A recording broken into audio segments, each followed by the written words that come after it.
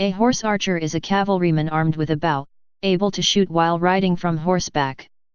Archery has occasionally been used from the backs of other riding animals. In large open areas, it was a highly successful technique for hunting, for protecting the herds, and for war. It was a defining characteristic of the Eurasian nomads during antiquity and the medieval period, as well as the Iranian peoples, Scythians, Sarmatians, Parthians, Sassanid Persians, and Indians in antiquity, and by the Mongols and the Turkic peoples during the Middle Ages. By the expansion of these peoples, the practice also spread to Eastern Europe, via the Sarmatians and the Huns, Mesopotamia, and East Asia. In East Asia, horse archery came to be particularly honored in the samurai tradition of Japan, where horse archery is called yabusame. The term mounted archer occurs in medieval English sources to describe a soldier who rode to battle but who dismounted to shoot. In the modern English usage, however, mounted archer and horse archer are essentially interchangeable and synonymous terms. Horse archery developed separately among the peoples of the South American pampas and the North American prairies. The Comanches were especially skilled. Basic features. Since using a bow requires the rider to let go of the reins with both hands, horse archers need superb equestrian skills if they are to shoot on the move. The natives of large grassland areas used mounted archery for hunting, for protecting their herds, and for war. Horse archery was for many groups a basic survival skill, and additionally made each able-bodied man, at need, a highly mobile warrior. The buffalo hunts of the North American prairies may be the best recorded examples of bow hunting by mounted archers. In battle, light horse archers were typically skirmishers, lightly armed missile troops capable of moving swiftly to avoid close combat or to deliver a rapid blow to the flanks or rear of the foe. Captain Robert G. Carter described the experience of facing Quanah Parker's forces, an irregular line of swirling warriors, all rapidly moving in right and left-hand circles. While advancing, to the right or left, and as rapidly concentrating, in the center. And their falling back in the same manner, all was most puzzling to our veterans who had never witnessed such tactical maneuvers, or such a flexible line of skirmishers. In the tactic of the Parthian shot, the rider would retreat from the enemy while turning his upper body and shooting backwards. Due to the superior speed of mounted archers, troops under attack from horse archers were unable to respond to the threat if they did not have ranged weapons of their own. Constant harassment would result in casualties, morale drop, and disruption of the formation. Any attempts to charge the archers would also slow the entire army down. An example of these tactics comes from an attack on Comanche horse archers by a group of Texas Rangers, who were saved by their muzzle-loading firearms and by a convenient terrain feature. 50 Rangers armed with guns met about 20 Comanche hunters who were hunting buffalo, and attacked them. The Comanches fled, easily keeping clear of the Rangers, for several miles across the open prairie. They led the Rangers into a stronger force of 200. The Rangers immediately retreated, only to discover they had committed a classic error in fighting mounted archers. The Comanches pursued in turn, able to shoot what seemed like clouds of arrows. The Rangers found a ravine where they could shoot at the Comanche from cover. The horse archers did not charge, but kept the Rangers under siege until 7 of them were dead or dying, whereupon the Rangers retreated but claimed victory. Heavy horse archers. Horse archers may be either light, such as Scythian, Hun, Parthian, Cuman or Pecheneg horsemen, or heavy, such as Byzantine cavallerioi, Turkish Timurites, Russian Druzina and Japanese samurai. Heavy horse archers typically fought as disciplined units. Instead of harassing without ever making contact, they shot in volleys, weakening the enemy before they charged. In addition to bows, they often also carried close combat weapons, such as lances or spears. Some nations, like medieval Mongols, Hungarians, and Cumans, fielded both light and heavy horse archers. In some armies, such as those of the Parthians, Pomerans, and the Teutonic Order of Knights, the mounted troops consisted of both super-heavy troops, cataphracts, knights, without bows, and light horse archers. Appearance in history. Mounted archery first developed during the Iron Age, gradually replacing the Bronze Age chariot. The earliest depictions of mounted archers are found in artwork of the Neo-Assyrian Empire of about the 9th century BC and reflects the incursions of the early Iranian peoples. Early horse archery, depicted on the Assyrian carvings, involved two riders, one controlling both horses while the second shot. Heavy horse archers first appeared in the Assyrian army in the 7th century BC after abandoning chariot warfare and formed a link between light skirmishing cavalrymen and heavy cataphract cavalry. The heavy horse archers usually had mail or lamellar armor and helmets, and sometimes even their horses were armored. Skirmishing requires vast areas of free space to run, maneuver and flee, and if the terrain is close, light horse archers can be charged and defeated easily.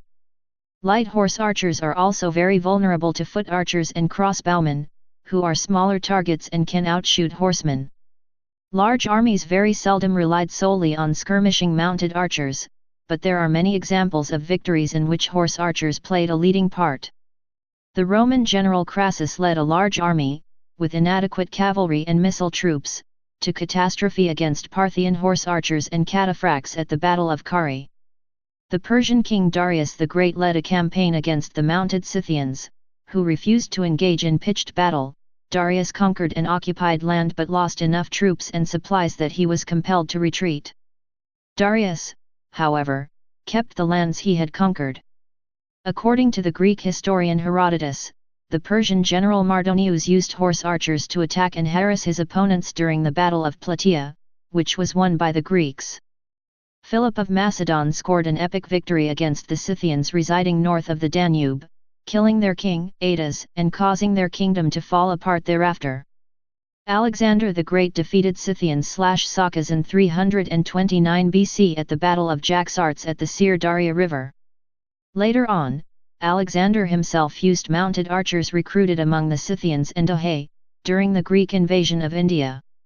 The Roman Empire and its military also had an extensive use of horse archers after their conflict with Eastern armies that relied heavily on mounted archery in the 1st century BC.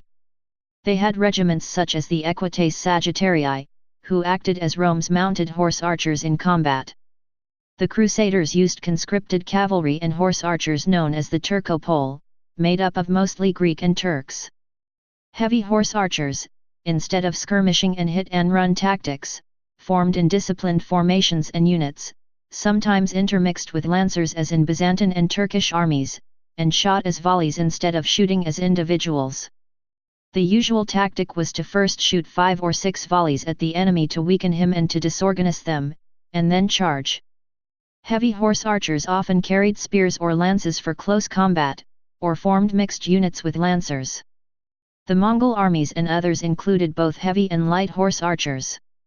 Heavy horse archers could usually outshoot their light counterparts, and wearing armor, could stand their shooting.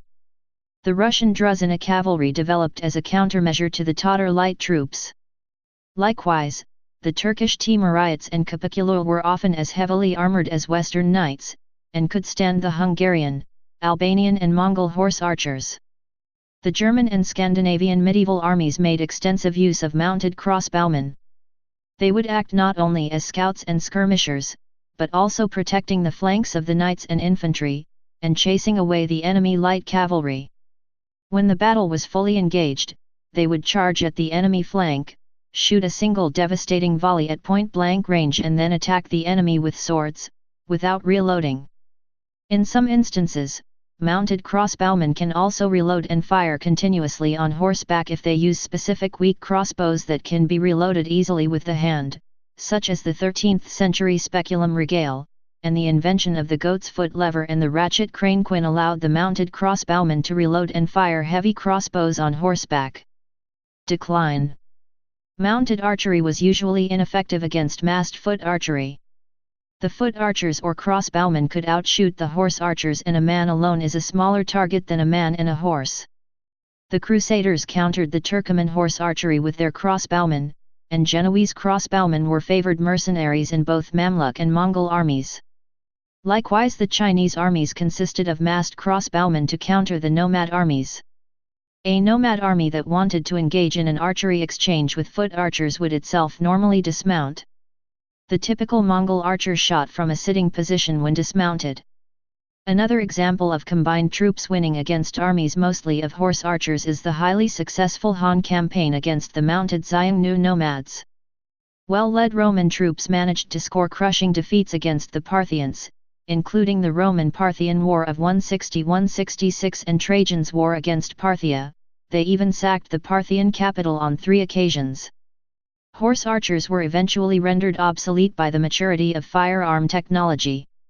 In the 16th and subsequent centuries, various cavalry forces armed with firearms gradually started appearing. Because the conventional arquebus and musket were too awkward for a cavalryman to use, lighter weapons such as the carbine had to be developed, that could be effectively used from horseback, much in the same manner as the composite recurve bow presumably developed from earlier bows.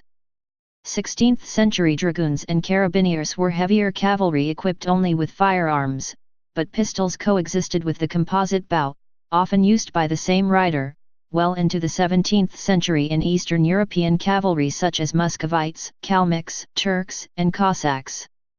Mounted archery remained an effective tactical system in open country until the introduction of repeating firearms.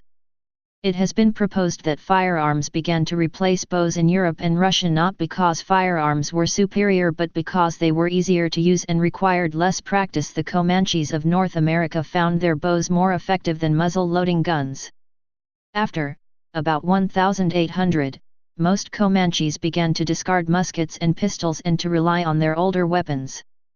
Bows were still used in the fighting that ended the freedom of Native Americans in the United States, but almost all warriors who had immediate access to modern repeating firearms used these guns instead. Technology. The weapon of choice for Eurasian horse archers was most commonly a composite recurve bow, because it was compact enough to shoot conveniently from a horse while retaining sufficient range and penetrating power. North Americans used short wooden bows often backed with sinew, but never developed the full 3-layer composite bow. Modern revival of mounted archery. Mounted archery and associated skills were revived in Mongolia after independence in 1921 and are displayed at festivals, in particular the Naadam. Despite the formidable history of Mongolian horse archers, the sport is very limited in Mongolia itself today, and at most Naadam festivals the archery and horse riding competitions are conducted independently, the horses are raced with one another, and the archery is traditionally practiced from a standing position rather than mounted.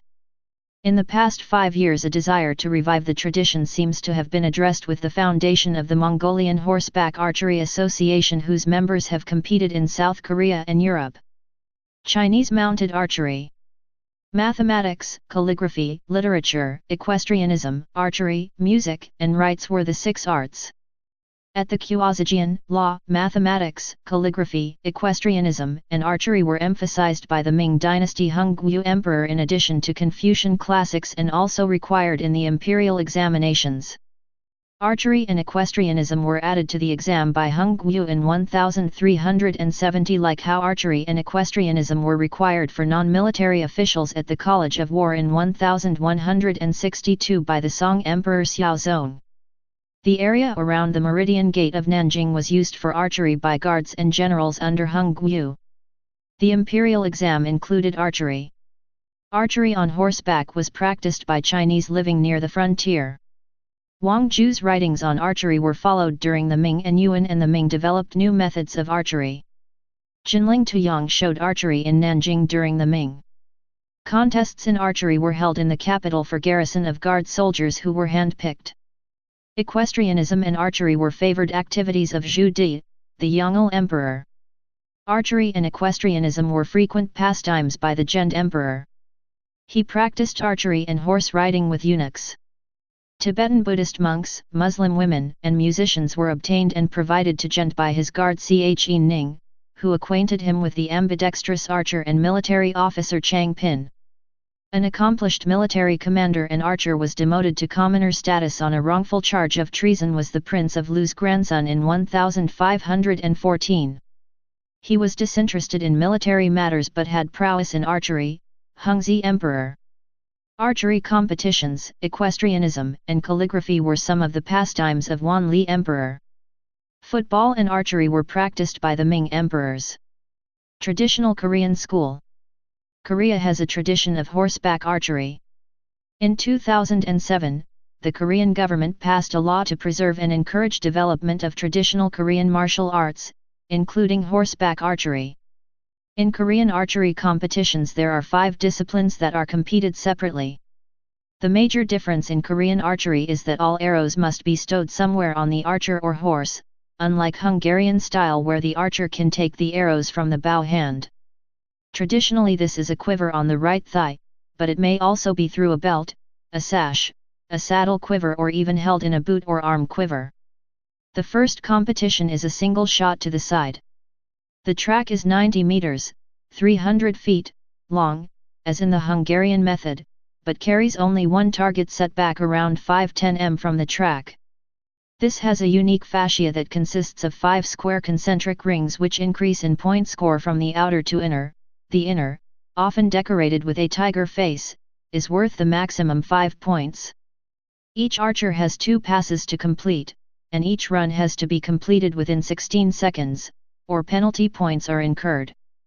The next competition is very similar but is known as the double shot, which features one target in the first 30 m, slightly angled forwards, and a second target in the last 30 m, slightly angled backwards.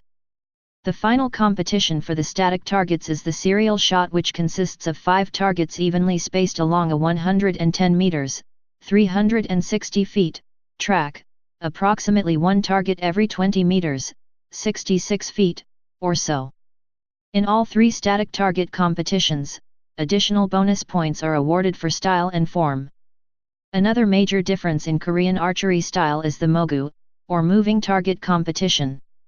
This consists of one rider towing a large cotton and bamboo ball behind their horse while another archer attempts to shoot the ball, with special turnip-headed arrows which have been dipped in ink. The archer attempts to hit the ball as many times as possible. A second Mogu event consists of a team of 2 trying to hit the target towed by a third rider.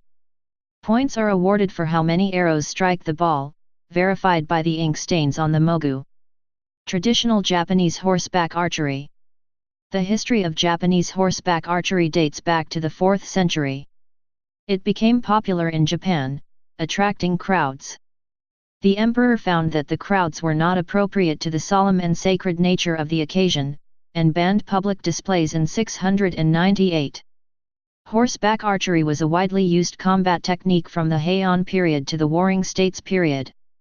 Nasu no Yoichi, a samurai of the Kamakura period, is the most famous horseback archer in Japan. 3 kinds of Japanese horseback archery, kazagake, yabusame, and inumono, dog shooting, were defined.